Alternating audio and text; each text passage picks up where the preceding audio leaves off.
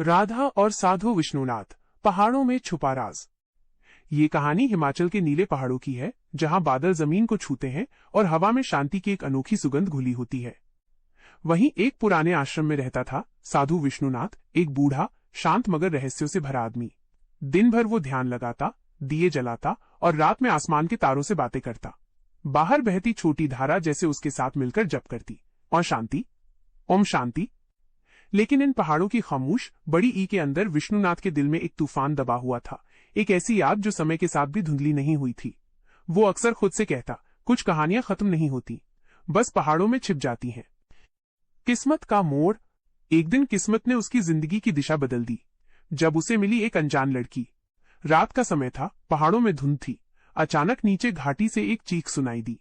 विष्णुनाथ लाठी लेकर दौड़ा। वहां एक चट्टान के किनारे एक युवती खड़ी थी, भीगे कपड़े, खुले बाल और आंखों में दर्द की गहराई। वो चिल्लाई, मुझे रोकने की कोशिश मत करना, मैं सब कुछ खो चुकी हूं। विष्णुनाथ बोला, बेटी रुक जाओ, जिंदगी कभी खत्म नहीं होती, बस रास्ता बदलती है। लेकिन लड़की ने कदम पीछे हटा लिए। वो गिरने ही वाली थी कि विष्णुनाथ ने उसे पकड़ लिया। दोनों जमीन पर गिर पड़े। वो बेहोश हो चुकी थी। विष्णुनाथ उसे उठाकर अपने आश्रम ले आया। उसने चूल्हा जलाया, उसके गीले कपड़े सुखाए और कहा, देवी, इसकी जान बचा लेना, ये अब तेरी अमानत है। राधा का गम। कुछ देर बाद लड़की ने आंखें खोली। मैं कहाँ हूं? विष्णुनाथ ने कहा, बेटी, तुम सुरक्षित हो। मैं विष्णुनाथ हूं, ये मेरा आश्रम है। वो लड़की बोली, मुझे बचाना नहीं चाहिए था, मेरी जिंदगी खत्म हो चुकी है। विष्णुनाथ मुस्कुराया, कभी कभी जिंदगी हमें दूसरा मौका नहीं देती, देवता देते हैं। धीरे धीरे लड़की संभली। उसका नाम राधा था। उसने बताया, मेरे पति को युद्ध में भेजा गया था, वो कभी लौटे नहीं। ससुराल वालों ने कहा मैं अशुभ हूं, घर से निकाल दिया। मायके गई तो वहां भी दरवाजे बंद थे। अब किसी के पास मेरे लिए जगह नहीं थी। विष्णुनाथ ने कहा, दुख भी एक रास्ता होता है जो हमें हमारी असली पहचान तक ले जाता है। तस्वीर का भेद। राधा धीरे धीरे उस आश्रम का हिस्सा बन गई। वो शांत थी, मगर उसके मन में सवालों का सागर उठ रहा था। एक दिन उसने मंदिर में रखा पुराना बक्सा देखा। उसमें से उसे मिली एक पुरानी तस्वीर, जिसमें एक औरत थी जो हूबहू उसी जैसी दिखती थी। वो डर गई। तभी पीछे से आवाज आई, राधा, वो बक्सा तुमने क्यों खोला? विष्णुनाथ खड़ा था, चेहरा गंभीर था। उसने कहा, वो औरत मेरी शिष्या थी, उसका नाम भी राधा था। राधा स्तब्ध रह गई।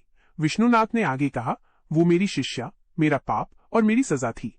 12 साल पहले मैंने एक मंत्र पढ़ा था जो अधूरा रह गया। उससे उसकी आत्मा मुक्त नहीं हुई, बल्कि इसी आश्रम में बंध गई। रूह की आजादी और गिरोह का आखिरी वक्त। अचानक कमरे की हवा ठंडी हो गई। बक्से का ढक्कन अपने आप हिला। एक धुंधली आकृति बाहर निकली। वो औरत की आत्मा थी। उसने कहा, विष्णुनाथ, तुमने मेरा मंत्र अधूरा छोड़ा था, अब मेरा दर्द भी अधूरा है। विष्णुनाथ ने जमीन पर बैठकर मंत्र जप शुरू किया। दिए की लौ तेज हो गई, हवा में कंपन होने लगा। राधा डर के मारे पीछे हट गई। फिर एक पल में सब कुछ शांत हो गया। वो आत्मा धीरे धीरे रोशनी में बदलकर गायब हो गई। विष्णुनाथ ने मुस्कुराकर कहा, अब वो मुक्त हो गई। लेकिन उसी पल उनका शरीर कांपने लगा। उन्होंने राधा की ओर देखा। राधा, अब सच्चाई जानने का समय है, तुम्हारा रिश्ता भी इसी कहानी से है। और फिर वो शांत हो गए। सच्चाई का इंकिशाफ। राधा ने तस्वीर देखी। उसमें वो और वही स्त्री साथ थी, और उनके पास खड़ा एक आदमी जो बिल्कुल उसके पति अर्जुन जैसा था। अचानक दरवाजे पर कदमों की आवाज आई। अर्जुन अंदर आया। राधा, तुमने सब देख लिया? राधा रो पड़ी। ये सब क्या है अर्जुन? ये तस्वीर, ये आश्रम, ये साधु, तुम इन्हें कैसे जानते हो? अर्जुन ने कहा, विष्णुनाथ मेरे गुरु थे। 12 साल पहले मैं भी उनके साथ था। वो मंत्र मैं भी पढ़ रहा था। राधा हैरान, मतलब तुम भी उस घटना से जुड़े हो? अर्जुन ने कहा, हाँ। और तुम वही आत्मा हो राधा? तुम वही हो जो उस दिन चट्टान से गिरी थी, लेकिन मरी नहीं, पुनर्जन्म लेकर लौटी हो। राधा के पैरों तले जमीन खिसक गई। वो बोली, नहीं, ये झूठ है, मैं बस एक आम लड़की हूं। अर्जुन ने कहा, नहीं, तुम वही हो। तुम्हारी आत्मा ने इस जन्म में लौटकर अधूरा मंत्र पूरा करने का वचन लिया था। राधा की आंखों में आंसू आ गए। वो बोली, अगर ये सच है तो अब मुझे क्या करना होगा? अर्जुन ने कहा, मंत्र पूरा करना होगा, ताकि तुम्हारी आत्मा और विष्णुनाथ दोनों को सच्ची मुक्ति मिल सके। और वहीं मंदिर की घंटियां अपने आप बजने लगीं, जैसे आसमान खुद गवाही दे रहा हो कि अब आखिरी अध्याय शुरू हो चुका है। ढारी अध्याय, यात्रा बाकी है। रात का तीसरा पहर था। आसमान पर पूनम का चांद लटका हुआ था, लेकिन बादलों ने उसे जैसे एक अजीब सी चादर से ढक रखा था। राधा और अर्जुन धीरे धीरे आश्रम के दरवाजे से बाहर निकले, हाथों में जलती मशाले और दिल में एक अनजान डर। पहाड़ की चढ़ाई बहुत कठिन थी। कदमों के नीचे पत्थर खिसक रहे थे, हवा में बर्फ जैसी ठंडक थी और हर मोड़ पर लगता जैसे कोई साया उनके पीछे चल रहा हो। राधा ने धीरे से कहा, अर्जुन, क्या तुम्हें यकीन है हमें यही करना होगा? मुझे लगता है जैसे कोई हमें रोकना चाहता है। अर्जुन ने उसका हाथ कसकर पकड़ा। डरो मत राधा, यही वो रास्ता है जहां तुम्हारी आत्मा रुकी थी। अब इसे पूरा होना ही होगा। आत्मा की मुक्ति। कुछ देर बाद वे दोनों उस जगह पहुंच गए, वही पहाड़ की चोटी जहां विष्णुनाथ ने कभी राधा को लेटने को कहा था। चांद की रोशनी में वो जगह वैसी ही दिख रही थी, पत्थरों के बीच एक गोल निशान जिसके बीचों बीच अब भी वही चिन्ह था जहां कोई मंत्र अधूरा छोड़ा गया था। राधा घुटनों के बल बैठ गई। उसने धीरे से जमीन को छुआ और अचानक एक ठंडी लहर उसके शरीर से गुजरी। ये जगह अब भी जिंदा है अर्जुन। मुझे लग रहा है जैसे कोई हमें देख रहा है। अर्जुन ने माला निकाली और मंत्र पढ़ने लगा।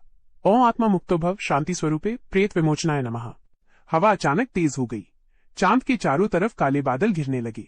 राधा के बाल उड़ने लगे और जमीन पर पड़े साए हिलने लगे, जैसे कोई वहां आ रहा हो। अचानक हवा में वही आवाज गूंजी, वही जो आश्रम में सुनी थी, विष्णु नाथ। राधा ने आंखें खोली। सामने विष्णुनाथ नहीं बल्कि एक धुंध भरा साया था जिसकी आंखों में चमक थी। अर्जुन ने जोर से मंत्र पढ़ा और नमो आत्मा मुक्तो भव। साया चीखने लगा और उसकी चीख में सदियों का दर्द था। राधा ने आंखें बंद की और दिल पर हाथ रखा। मैं वही हूं, अब तुम्हें मुक्त कर रही हूं। जमीन हिलने लगी। चांद की रोशनी इतनी तेज हुई कि पूरा पहाड़ चमक उठा और फिर वो साया रोशनी में बदलकर आसमान की ओर चला गया। हवा रुक गई। पहाड़ पर शांति छा गई। राधा और अर्जुन ने एक दूसरे की तरफ देखा। दोनों की आंखों में आंसू थे पर दिल में सुकून। अर्जुन बोला, अब सब खत्म हो गया। राधा मुस्कुराई, नहीं अर्जुन, कुछ खत्म नहीं हुआ। ये तो शुरुआत है दूसरे जन्म की। गुरु का अंतिम पत्र। चांद अब बादलों से निकल आया था। पहाड़ की चोटी पर शांति फैली हुई थी। बस राधा और अर्जुन एक पत्थर पर बैठे थे। उनके चेहरों पर रोशनी थी पर आंखों में थकान भी। राधा ने आसमान की ओर देखा। अर्जुन, जब वो साया गया तो जैसे दिल से कोई बोझ उतर गया। अर्जुन बोला, वो बोझ तुम्हारी आत्मा का था राधा।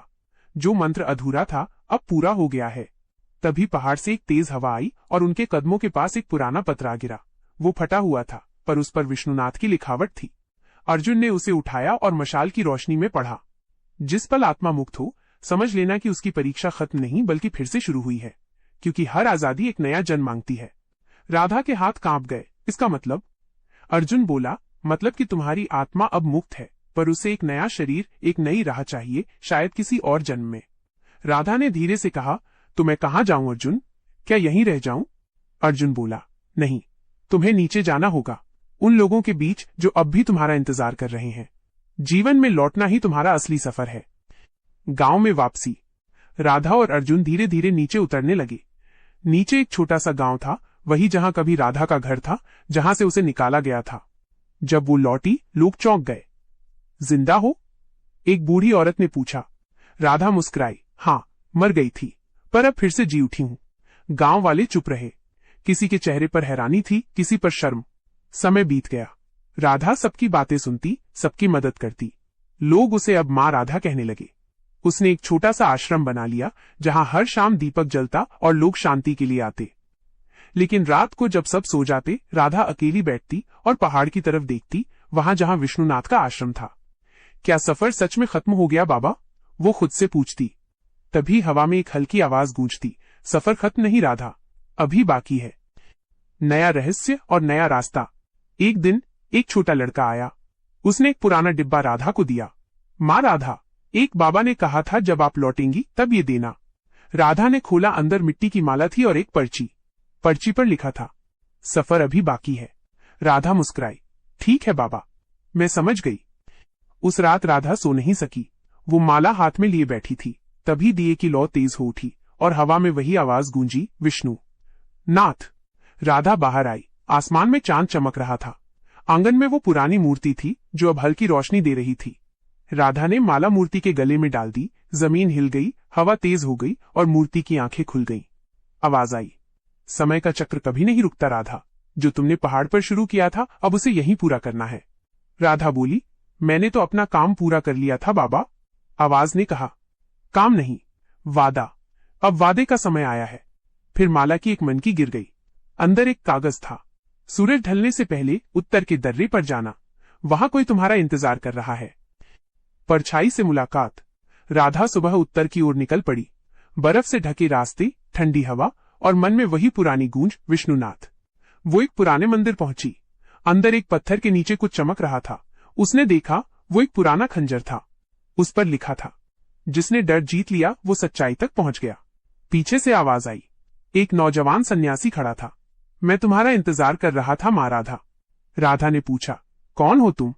वो मुस्कुराया, मैं तुम्हारी ही परछाई हूं, वो हिस्सा जो पहाड़ पर तुमसे अलग हो गया था। उसने कहा, इस खंजर को सूरज की रोशनी में उठाओ, तुम्हें अपनी अगली मंजिल दिखेगी। राधा ने ऐसा ही किया। रोशनी पहाड़ की दीवार पर पड़ी और वहां एक शब्द बना, वापसी। नौजवान बोला, अब तुम्हें फिर विष्णुनाथ के आश्रम जाना होगा। यही तुम्हारे दूसरे जन्म का उद्देश्य है। आखिरी परीक्षा। राधा फिर उस रास्ते पर थी जहां उसकी कहानी शुरू हुई थी। आसमान में चांद, हवा में वही खुशबू। तभी हवा में प्रकाश का एक साया उभरा, विष्णुनाथ। राधा बोली, बाबा आप तो चले गए थे। वो मुस्कराए, मैं गया नहीं राधा, मैं वो वादा हूं जो तुमसे अधूरा छूटा था। उन्होंने कहा, ये खंजर किसी को मारने के लिए नहीं, सच का पर्दा हटाने के लिए है। इसका वार शरीर पर नहीं, दिल पर होता है। राधा की आंखों में आंसू थे। मानव शत्रु पे, बाबा क्या सफर अभी बाकी है? वो बोले, हाँ, क्योंकि तुमने अभी खुद को नहीं पाया। आत्मा को पहचानो, यही मुक्ति है। कल सूरज उगने से पहले इस खंजर को आश्रम के बीच में गाड़ देना और जो मंत्र दिल से निकले वो कहना। अगर तुम सच में तैयार हो तो द्वार अपने आप खुल जाएगा। राधा ने पूछा, और अगर खुल गया बाबा? आवाज आई, तो तुम्हारा अस्तित्व मिट जाएगा और तुम वो बन जाओगी जिसे लोग सिर्फ रोशनी कहेंगे। शांति की गूंज। सूरज उगाया। पहाड़ों पर शांति थी। एक बूढ़ा साधु चुपचाप बैठा था। उसके सामने वही जगह थी जहां कभी एक अनजान लड़की आई थी। अब वहां सिर्फ हल्का धुआं था। साधु ने आंखें बंद की और मुस्कुराया। कुछ कहानियां कभी खत्म नहीं होती, वो बस एक नई शक्ल में जिंदा रहती हैं। पहाड़ों पर सूरज चमकने लगा, मंदिर की घंटी बजी और शांति की धुन हवा में फैल गई। कहानी खत्म हुई, पर उस अनजान लड़की की खुशबू अब भी उन पहाड़ों में महकती है। राधा और साधु विष्णुनाथ, पहाड़ों में छुपा राज। ये कहानी हिमाचल के नीले पहाड़ों की है, जहां बादल जमीन को छूते हैं और हवा में शांति की एक अनोखी सुगंध घुली होती है। वहीं एक पुराने आश्रम में रहता था साधु विष्णुनाथ, एक बूढ़ा, शांत मगर रहस्यों से भरा आदमी। दिन भर वो ध्यान लगाता, दिए जलाता और रात में आसमान के तारों से बातें करता। बाहर बहती छोटी धारा जैसे उसके साथ मिलकर जप करती, और शांति, ओम शांति। लेकिन इन पहाड़ों की खामोश बड़ी ई के अंदर विष्णुनाथ के दिल में एक तूफान दबा हुआ था। एक ऐसी याद जो समय के साथ